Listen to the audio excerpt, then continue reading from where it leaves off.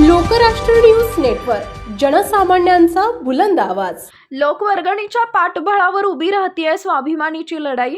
यशस्वी ऊस दर लढ्याच्या शिलेदारांचा उंबरडे गावात गौरव।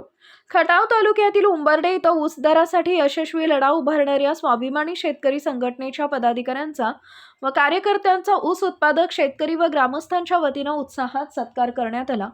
स्वतःच्या प्रपंचावर तुळशीपत्र ठेवून शेतकऱ्यांच्या हक्कासाठी झटणाऱ्या संघटनेला लोकांच्या पाठबळाचा, लोकवर्गणीचा आधार अत्यावश्यक असतो आणि त्याशिवाय मोठ्या लढाया शक्य नाहीत, असे मत यावेळी व्यक्त करण्यात आलं आहे।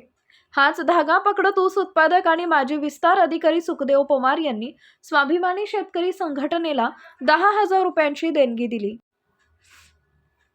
स्वाभिमानीमुळे ऊसाला दरवाढ मिळाली आणि मला जवळपास 1 लाखांपर्यंत जादा फायदा झाला।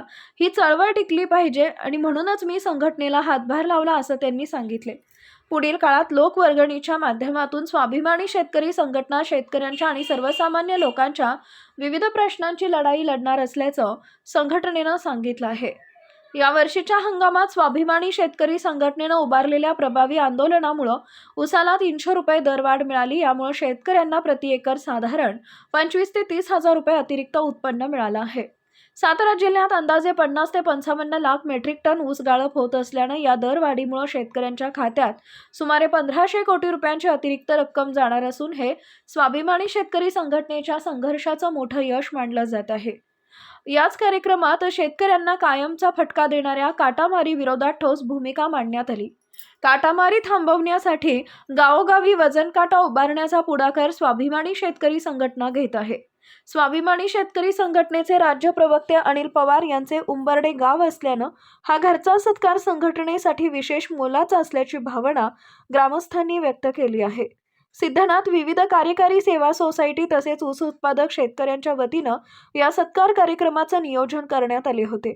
या कार्यक्रमात युवा जिल्हाध्यक्ष तानाजी देशमुख म्हणाले, शेती, ऊस, बीज, शेतमालाचे दर अशा सर्व प्रश्नांवर लढण्यासाठी संघटित होणं गरजेचं आहे। लोकवर्गणीच्या माध्यमातून मिळणारा लोकाश्रयात स्वाभिमानीला अधिक बळ देतो। भविष्यात सर्वसामान्य शेतकऱ्यांसाठी संघटना अहोरात्र काम करत राहील। यावेळी खटाव तालुका अध्यक्ष दत्तू काका घारगे, खटाव मान संपर्क प्रमुख शरद खाडे, तालुका संघटक संतोष तुपे, वडू शहर प्रमुख महेंद्र गोडसे, युवा नेते सुभाष जाधव यांच्यासह अनेक पदाधिकाऱ्यांचा सत्कार करण्यात आला। कार्यक्रमात सिद्धनाथ सोसायटीचे चेअरमन डॉक्टर नारायण जाधव यांनी मनोगत व्यक्त केले। तसेच उंबरडे गावातील स्वाभिमानी पदाधिकाऱ्यांचाही यावेळी गौरव करण्यात आला। लोकवर्गणीच्या माध्यमातून मिळालेल्या या पाठबळामुळे स्वाभिमानी शेतकरी संघटना भविष्यात काटामारी, वीज दर, ऊस दर, शेतमालाचे दर यांसारख्या सर्वसामान्य शेतकऱ्यांच्या प्रश्नावर अधिक तीव्रतेने लक्ष केंद्रित करणार असल्याचं स्पष्ट झालंय। लोकराष्ट्र न्यूज, एक विचार समाज विकासाचा, वेगवान आढावा ताज्या घडामोडींचा, बातम्यांबरोबरच शेती, उद्योग, शिक्षण, साहित्य, कला, मनोरंजन आणि बरंच काही। जनतेच्या सर्वांगीण विकासासाठी सदैव तत्पर असणारं, तुमचं आमचं आपलंसं वाटणारं लोकराष्ट्र न्यूज एजन्सीचं परिपूर्ण news channel Lokrashtra news network like करा, सबस्क्राईब करा आणि हो, शेअर करायला विसरू नका।